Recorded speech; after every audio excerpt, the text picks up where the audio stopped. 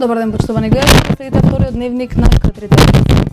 Секој може да поднесе иницијатива до Советот на општина Куманово за поставување спомен одбележје на подрачјето на општината. Во тек е подготовка за нова програма и според надлежните, иницијативите за поставување на споменици без разлика дали се работи за загинатите осуми на припадници од антитерористичната акција во Диво населје или пак за бранителите од 2001 година. Тие ќе се разгледаат. Куманово е единствениот град во државата без спомен обележје за загинатите бранители во конфликтот од 2001, иако поширокиот регион беше прогласен за кризно жариште и во неколку наврати се бараше поставување на споменик на загинатите припадници од конфликтот. Куманово нема ниту спомен одбележје за припадниците на безбедносните сили кои животот го загубија во антитерористичката акција во мај 2015. Непосредно пред одбележувањето на годишнината од мајските настани, дел од политичките партии и граѓани побараа поставување на спомен обележје за осуми на припадници на Министерството за внатрешни работи. Јас се надевам и сакам и овој град има потреба од едно одбележување на овој настан. Што се однесува до одбележување на настаните од 2001 година, мислам дека имаше некои иницијативи, до каде дојдоа навистина не знам, но тој настане повише од 2001 година на, ја би рекол, републичко ниво. Овој настане, еве така да кажам, наш специфичен кумановски и таква работа ние сме должни да го направиме за овој град. Локалната самоуправа не може да биде инвеститор на спомен обележја, но ќе ги поддржи иницијативите на сите заинтересирани невладини и граѓански здруженија за изградба на спомен обележја без разлика дали станува збор за бранители од конфликтот или за загинатите припадници на полицијата во Диво населје и независно тоа на која етничка заедница и припаѓаат. Таквите спомен обележја би можеле да се постават во просторот кој што го уредува Агенцијата за млади и спорт за тениски игралишта, непосредно до спортската сала или пак во паркот покрај градскиот кеј на реката Кумановка, посочуваат од локалната самоуправа. Нема никој проблем и за бранителите од конфликтот 2001 година, бидејќи тие не се два настани, тоа се одделни настани, и за терористичкиот напад во 9 мај 2015 година, погинатите наши 8 припадници на Министерството на внатрешни работи. Она што може да помогне општината е да одреди локација и со одлука на Совет да определи одредена финансиска помош за поддршка на невладините организации, но граѓанските здруженија ќе мора да обезбедат и дополнителни средства, бидејќи општината нема определени буџетски средства за поддршка на спомен обележја. Инаку во тек е изработка на нова програма, информираат од општината.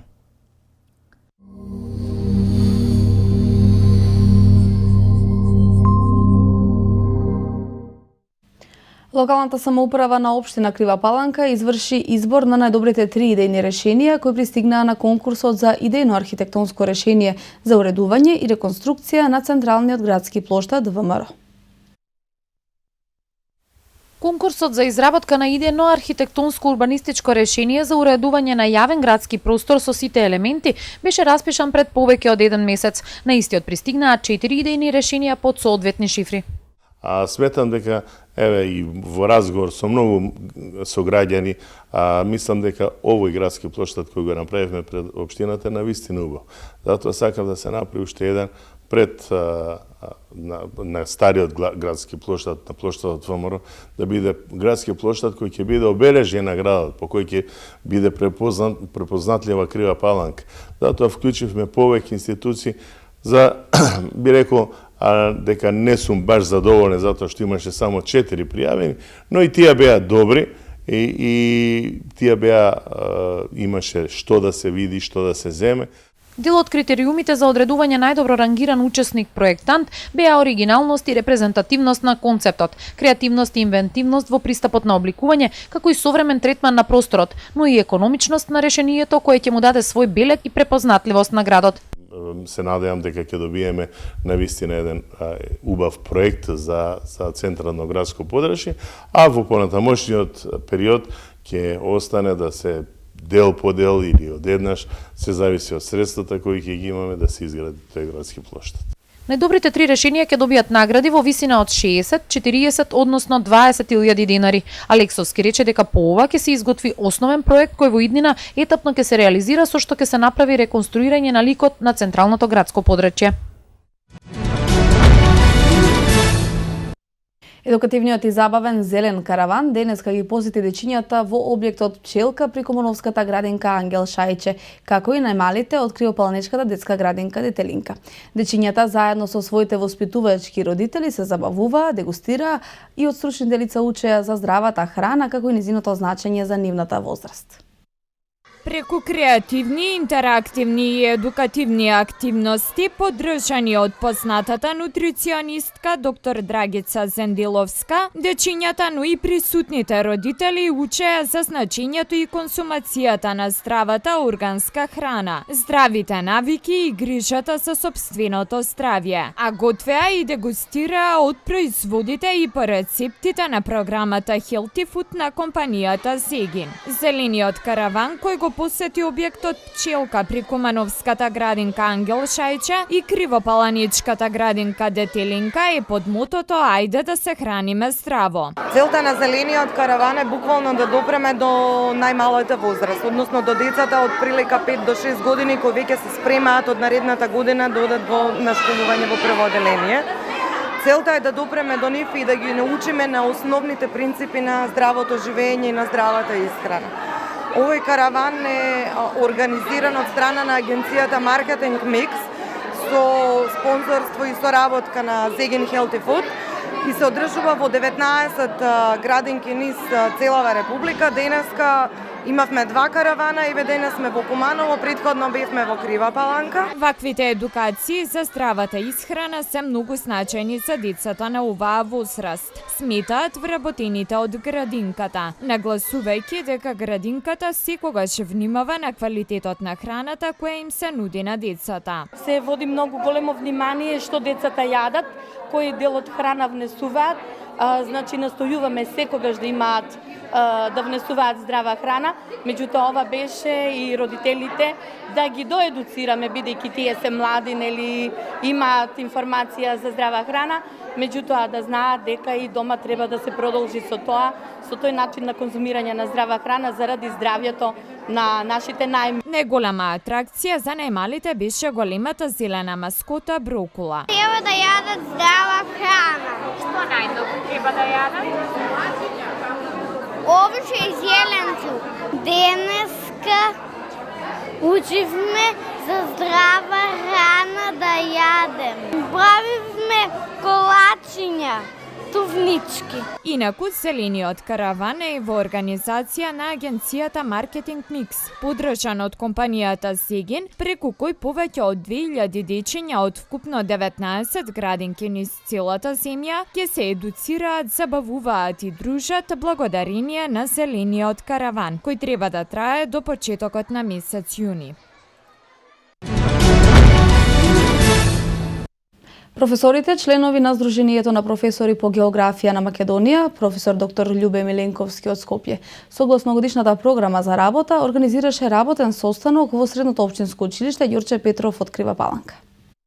30 на професори по географија од Куманово, Велес, Скопје, Крива Паланка, Кратово и останати општини од регионот присуствуваа на работниот состанок кој се одржа во Средното општинско училиште Ѓорче Петров од Крива Паланка. Истиот представува продолжување на новововедената пракса за реализирање состаноци надвор од просториите на Сдруженијето, под наслов "Поблиску до членовите", која според председателот Јулијана Петровска се покажала како мощна, корисна и потребна активност. Целта е доближување до членовите, да ги видиме проблемите на сите членови, нивните предлози, нивното мислење, не само за секојдневните работни обврски што ги имаат, меѓутоа и самата нивна визија како треба понатаму географијата како наставен предмет да се движи во државата. Пред 10 дена имавме годишно собрание и семинар на кој што присуствуваат скоро сите наши членови, семинар преку кој се усовршуваат професорите по географија кои работат во основните и средните училишта во државата. И овој состанок беше повеќе да направиме една евалуација на тој семинар, што е добро, што недостасува за во иднина се разбира да се подобриме во тој поглед. Понатаму што според програмата следува, односно што ќе работиме понатаму.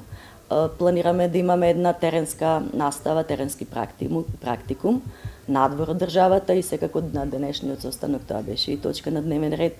Целта на овие активности е директно запознавање на членовите со визијата и мисијата на здруженијето, размена на искуства, дружење, предлагање нови практики за подобрување на интеракцијата во наставата, воведување новитети и слично, со една цел поквалитетна понуда за учениците и продуцирање кадри со одлично познавање на географијата. По работниот состанок се одржа и отворен час кој го водеше професорот Гордан Стојановски од Кривопаланечката гимназија.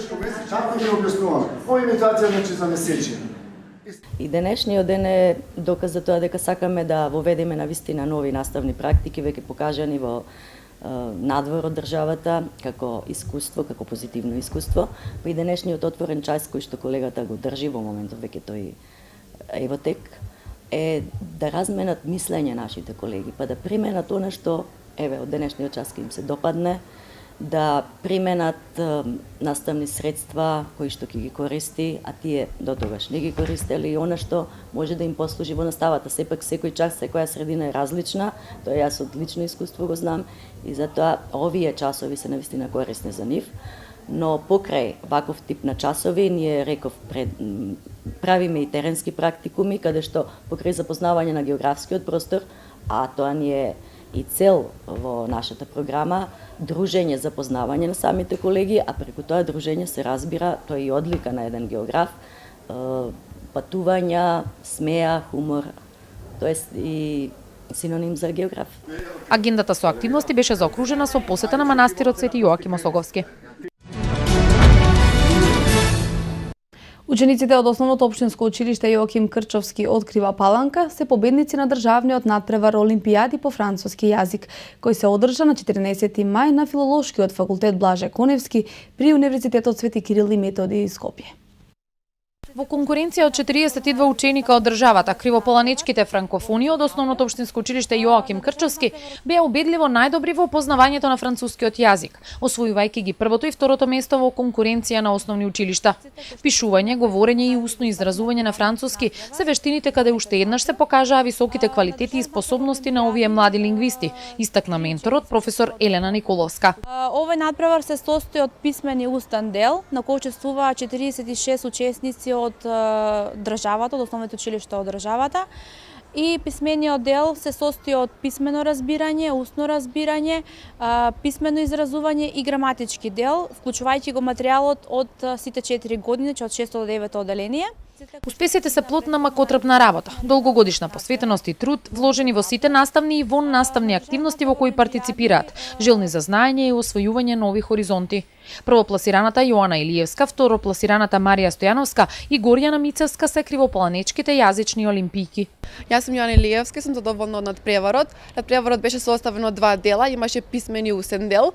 Сушто целиот надпревар опаѓаше материјал од 6 до 9 оделенија.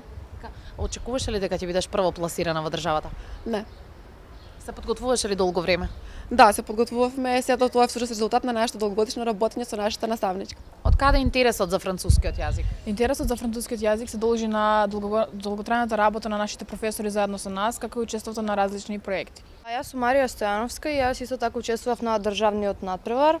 Покрај писмениот дел имаше и устен дел во кој што нас напрашува прашања на француски од различни области и ние ги одговаравме. Тој дел на мене ми беше најтежок, но лесно се снајдов.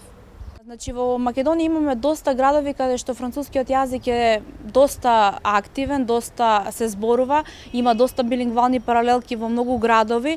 За жал во Крива Паланка се уште нема, но со ваков интензитет, значи може да постои таква веројатност, значи да се отвори билингвална паралелка во Крива Паланка каде што ќе се постигне и ќе се покаже многу повеќе од она што е постигнато досега.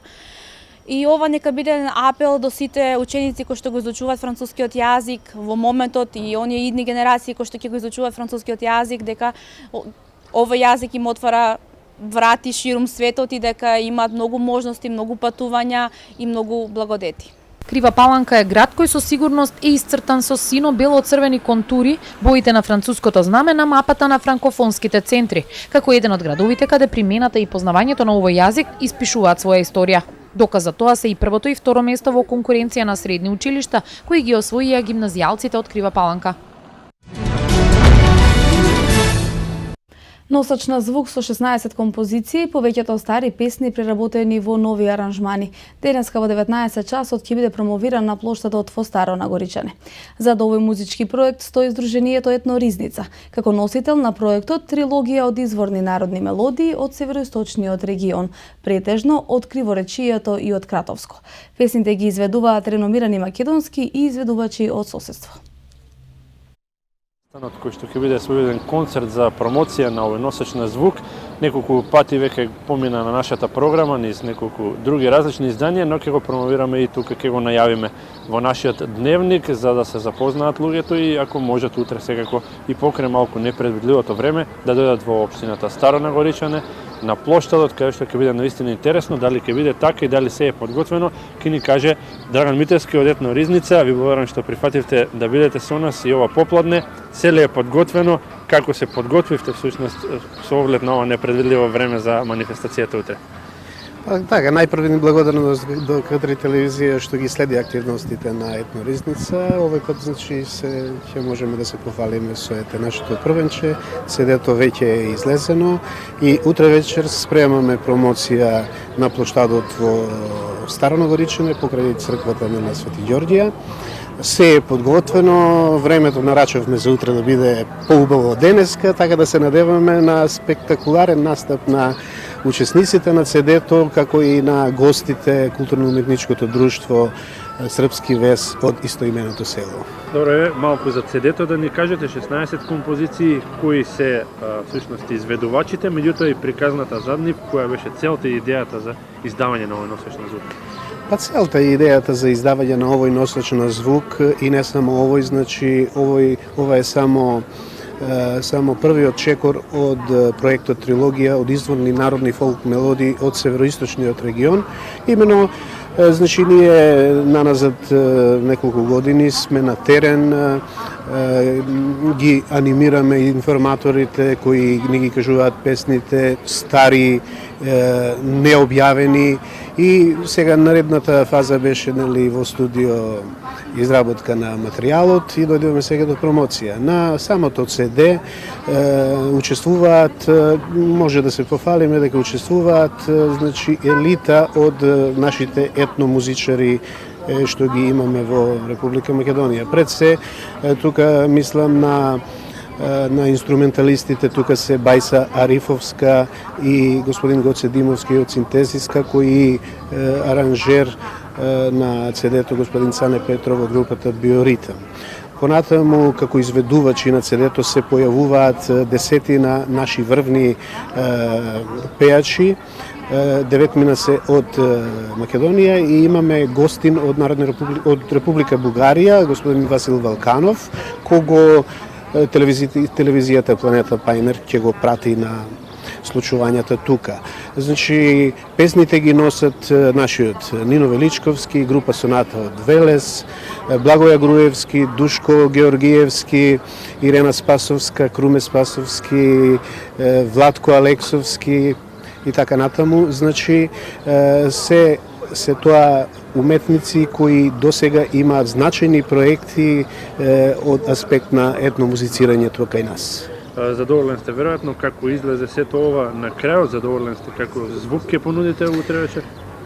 Многу сме задоволни, еве 10 дена како што излезе CD-то и навистина секој оној кој имаше прилика да го слушне, навистина можеше да се увери дека ова е едно исклучително музичко дело. Имено се работи тука за 16 композиции, од кои само 4 се познати, досега изведувани, останатите 12 за прв пат се појавуваат. И интенцијата на Сдруженијето беше всушност да го промовираме историското културно наследство од североисточниот регион, она што е необјавено, она што нашите стари луѓе го имаат запишано во својата меморија, а се уште не го видело светлото на денот. Значи ние и понатаму ги охрабруваме сите оние кои имаат значи материјал кој може да биде презентиран, да повелат во Сдруженијето да ни го презентираат. Ние секако дека на најдобар можен начин тоа ќе го промовираме во вид на носач на звук. Ако потрае, политичката криза може посериозно да удри врз рударството како сектор кој е претежно извозно ориентиран. Ако потрае, политичката криза може посериозно да удри врз рударството како сектор кој е претежно извозно ориентиран. Производството во првите 3 месеци од годинава е намалено за 1,2%, особено кај металите за речиси 10% споредено со истиот период лани.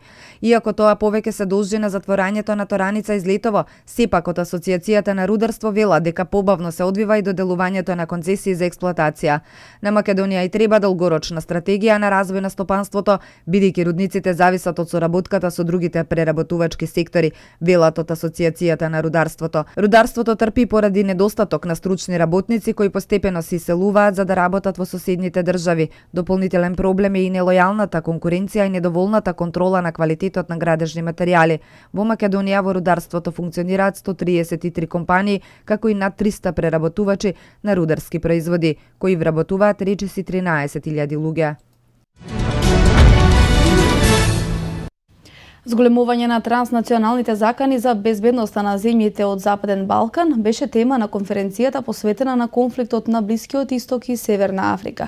Транзитирањето на над милион бегалци низ Македонија е директен резултат од конфликтите на Блискиот Исток врз нашата држава, посочи министерот Поповски, кој рече дека Македонија одбрала заедно со партнерите и соседите да биде дел од европското решение.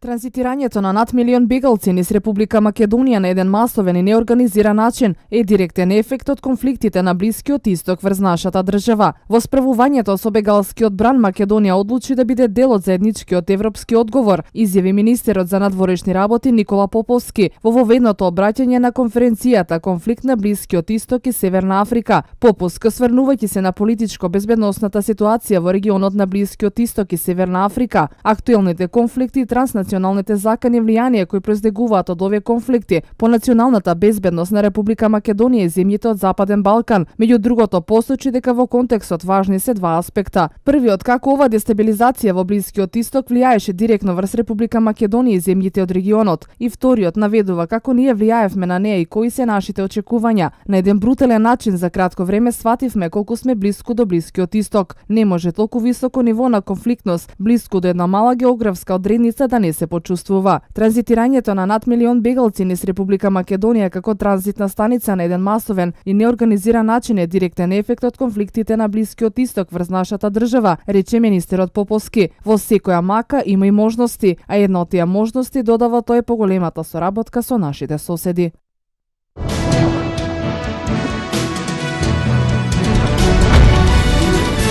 Повеќе од 1100 мигранти се спасени покрај брегот на Италија. Изгаснат пожарот во депонија за гуми покрај Мадрид. Председателите на Арменија и Азербејџан договорија примирје свето денеска. Вкупно 1153 мигранти се спасени во водите меѓу италијанскиот остров Сицилија и Северна Африка, соопшти италијанската крајбрежна стража. Италијански, ирски и германски бродови, како и спасувачки чамци на организациите Лекари без граници и СОС Медитеране извршиле 11 одделни спасувачки операции. Според податоците на меѓународната организација за миграција, од почетокот на годинава во Италија пристигнале околу 31.500 мигранти. Со подобрување на временските услови, мигрантскиот бран се зајакнува.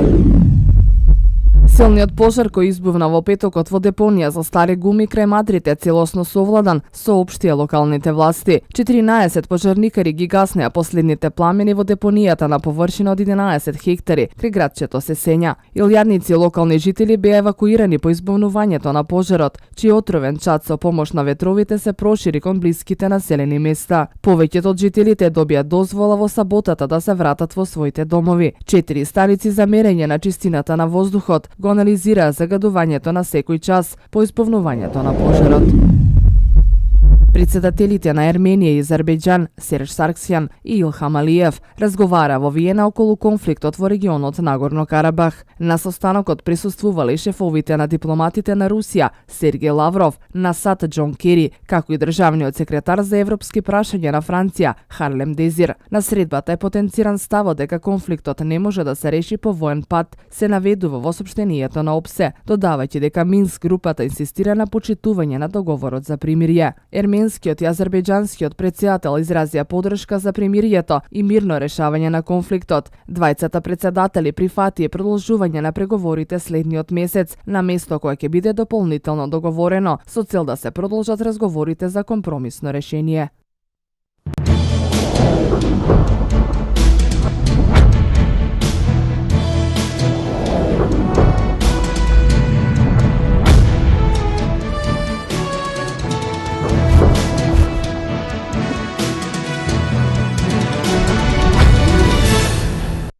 Откако екипата на Куманово по победата над Карпош Соколи стана вториот финалист по МЗТ Скопје, кој претходно обезбеди карта за финале во македонскиот кошаркарски шампионат.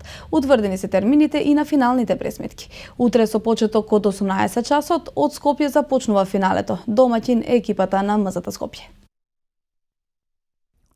Иако првично беше предвидено финалето да започне денеска, сепак стартот е преместен за еден ден.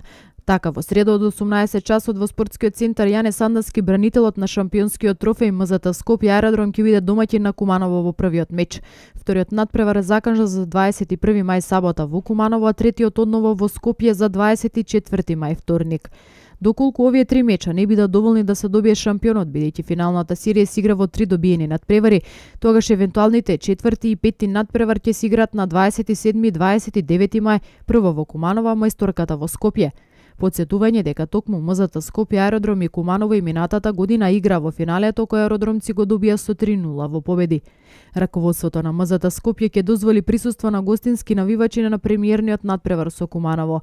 Откако на кумани не им беше дозволено присуство на гостувањата против Карпош Соколи, штрковите преку соопштение објавија дека билетите по цена од 100 денари ќе може да ги купат и гостинските фанови.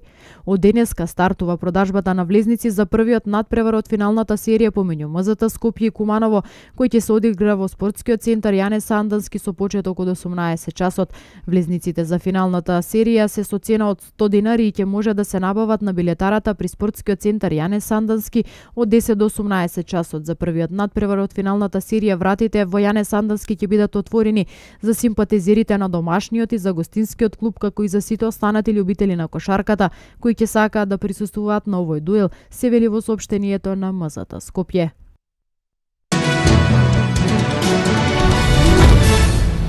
Фудбалерите на Шкендија се победници во фудбалскиот куп на Македонија. По досегашните 3 обиди, Шкендија за прв пат го освои трофеот од националниот куп. Екипата на Шкендија успеа да го освои првиот трофеј од националниот куп во својот трет обид. Во динамичен и возбудлив надпревар до самиот крај, фудбалерите на тетовскиот клуб вчеравечер во финалето го победи Работнички со 2-0. Головите на националната арена Филип Втори ги постигнаа Маријан Радески во 7-та минута и бразилецот Джуниор во 5-та од 8 минути, судско на дополнување на второто полувреме. Претходно Работнички пропушти неколку убави шанси да го изедначи резултатот, а најсериозната ја имаше Кире Марковски, која погоди стативата на противничкиот гол. Трофејот на победникот го предаде претседателот на Фудбалската федерација на Македонија Елчо Ѓоргиевски. Навивачите од Тетово ја демолираа арената, па по завршувањето на мечот во око паѓаат искршените столчиња, претходно фрлената и запалена хартија, се палеше пред влезот на стадионот. Штетата која тие направија допрва ќе треба да се проценува.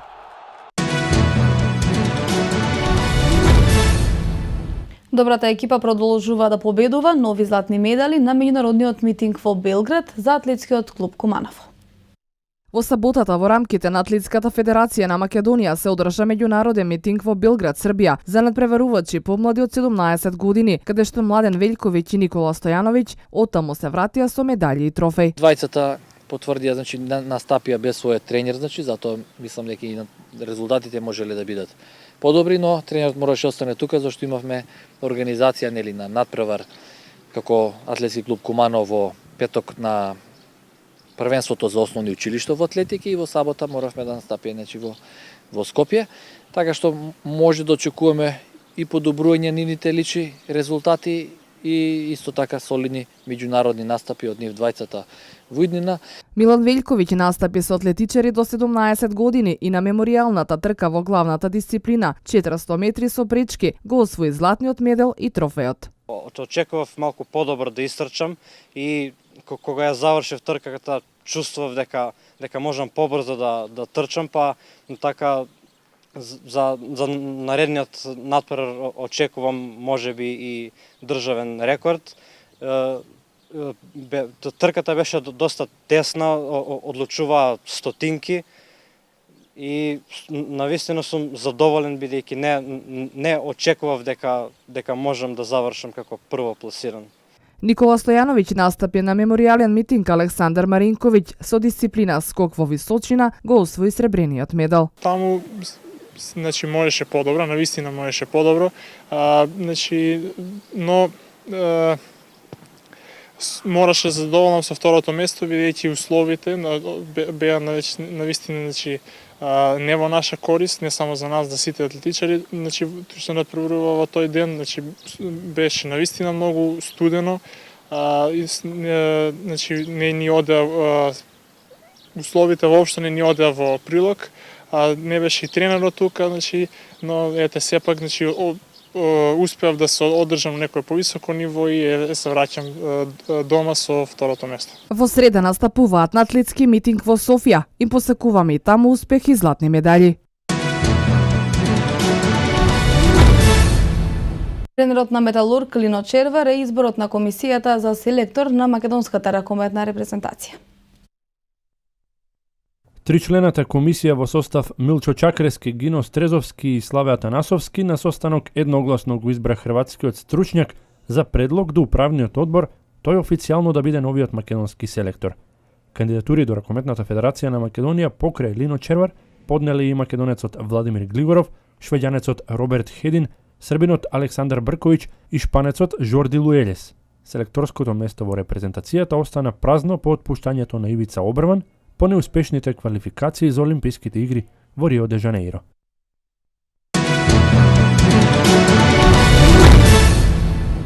По пауза од 8 години, кошаркарите на ЦСКА Москва се искачија на европскиот трон.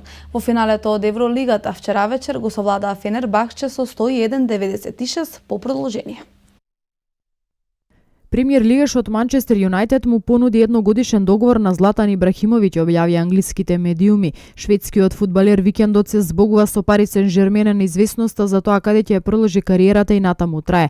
Се шпекулира дека за трансфер на Олд Трафорд на 34 годишниот фудбалер од нападот Црвените ѓаволи се подготвени да платат неделна сума од околу 285.000 евра.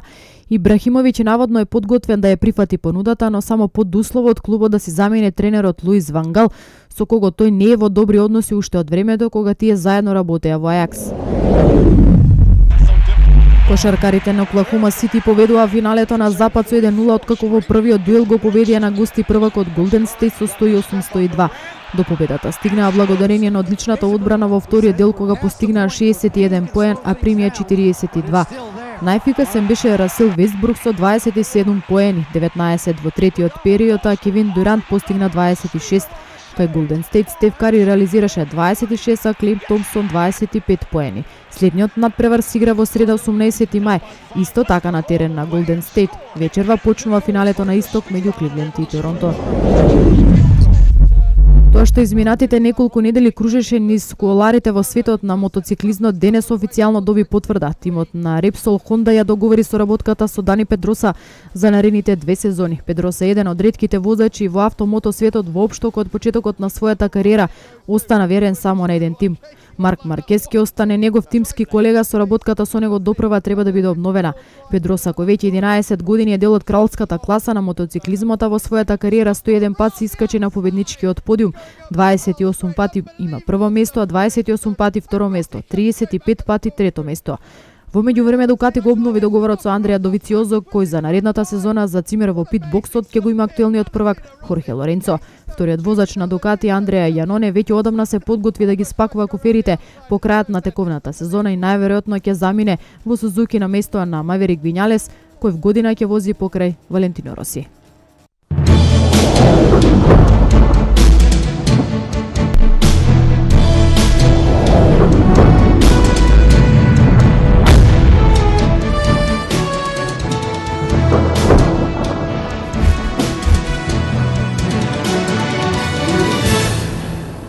Во продолжение да проследиме временска прогноза за североистокот.